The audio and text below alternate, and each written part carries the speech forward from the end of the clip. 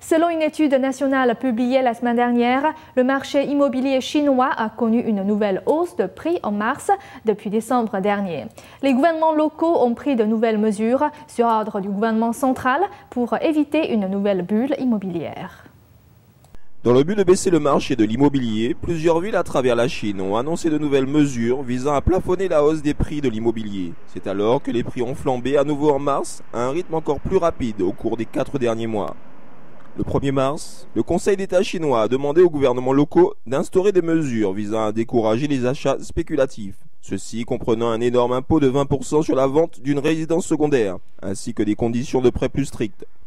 Cette annonce a provoqué une soudaine augmentation des transactions immobilières. Nous avons constaté que ceux qui ont des propriétés cherchent à les vendre rapidement. Cela est une chose. Une autre est que ceux qui n'ont pas de maison se précipitent pour entrer sur le marché. Samedi, les villes dans les métropoles de Pékin, Shanghai et Chongqing ont tous annoncé qu'ils prélèveraient un impôt de 20%. À Pékin, les résidents qui possèdent déjà une maison seront interdits d'acheter plus. Ceux qui n'ont pas de propriété seront limités à l'achat d'une seule.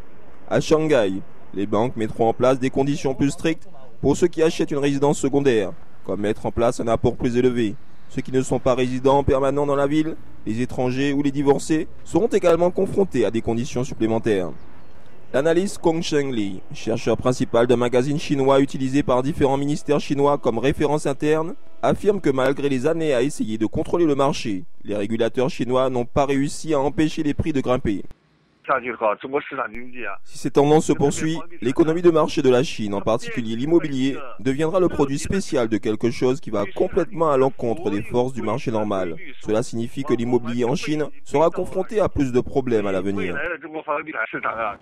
Le fournisseur de données, le système d'indice de l'immobilier chinois, a rapporté lundi que les prix moyens des maisons ont augmenté de 1,03% de février à mars. Par rapport à la même période l'an dernier, les prix ont grimpé de 3,9%.